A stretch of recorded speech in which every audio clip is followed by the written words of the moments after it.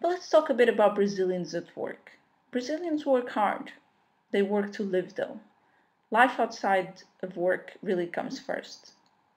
But the Brazilian way has in fact developed very flexible professionals who manage to always find creative solutions for problems. Foreign people may find that the best way to deal with Brazilians is by being friendly and to really gain their trust, because Brazilians work with people, not with companies.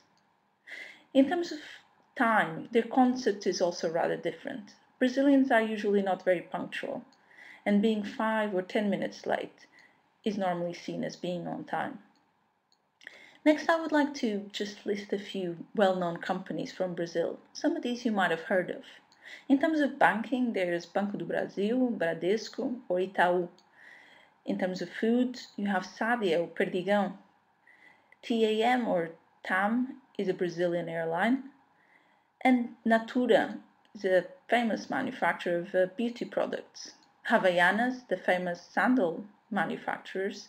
And you also have Petrobras for petroleum, Vale for mining, and finally Brahma, which is a beer manufacturer, very well known from Brazil. But let's talk a bit about Brazilian culture, starting with music. There are some Brazilian songs that have really been important. In 1969, Gilberto Gil wrote Aquele Abraço, or That Hug, a song that is one of the most important in Brazilian culture. Garota de Ipanema, or The Girl from Ipanema, by Tom Jobim, you've probably heard of that one. It is a song that popularized the bossa nova sound. More recently, there's been Ai Se Eu Te Pego by Michel Teló, which in 2011 really went viral. In fact, the song broke the record for a Brazilian song with the most YouTube views. In terms of cinema, there's also some movies that have really made a mark for Brazil in the last few decades.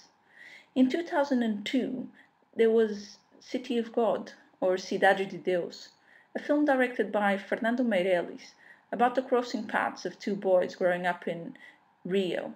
This movie has made it to the Oscars. Then in 2007, you had Elite Squad, or Tropa de Elite, a film by José Padilha about the Rio military police. There's also comedies. If I Were You, or Se Eu Fosse Você, was a comedy where a husband and wife change bodies, and it was the biggest Brazilian film in 2006. Let's now go through some famous Brazilians. Some of these names you've probably heard of. In sports, there's Pelé, the soccer player, or Ronaldo, a more recent soccer player, but also Ayrton Senna, for many the most talented F1 driver that has ever lived. In terms of politics, you have Lula, the former president, and as we've already discussed, Fernando Meirelles, the film director, or Tom Jobim, the musician, who wrote The Girl from Ipanema. You also have Paulo Coelho, a very famous writer who wrote The Alchemist. And for architecture, you have the very famous Oscar Niemeyer. And then in terms of music and entertainment, you get Carmen Miranda. She's also from Brazil, and she's most famous for wearing a lot of fruit on top of her head. I would like to talk about Brazil and its regions in a bit more detail now. Brazil is divided into 5 regions, or macro regions, that greatly vary in geography, food, music, architecture, tradition, and even accents. There's the north, the northeast, the center-west, the southeast, and the south. Let's look at each of them. First, you have the north. Most of this region is comprised of the Amazon rainforest. This area has the largest concentration of fresh water in the world, and 1/5 of all of Earth's freshwater reserves. The biodiversity is immense. 50% of all plants and animals on Earth are found here. The main cities are Manaus and Belém. Then we have the Northeast. The Northeast is known for its beautiful beaches and unique cuisine, folklore, and music, and is largely influenced by African culture. The area has important economic possibilities, including large oil fields, but also suffers from poverty and chronic drought. The main cities here are Salvador and Recife.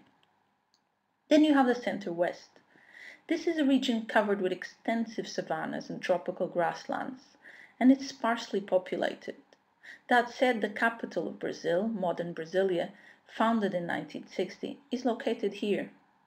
Also in this region is the wildlife paradise, the Mato Grosso swamplands, also known as Pantanal Mato Grossense. Then we go to the southeast, and this is where the majority of the country's population is concentrated. The highly industrialized areas around the cities of Rio, São Paulo, and Belo Horizonte form the economic hub of Brazil. Finally, we have the south, and this is a region highly developed. It has the highest standard of living in the whole country. The south is largely influenced by European immigration to Brazil during the beginning of the 20th century. Located on the border between Brazil and Argentina are the Iguaçu Falls, one of the most beautiful natural wonders in the earth. Porto Alegre is the largest city in the south,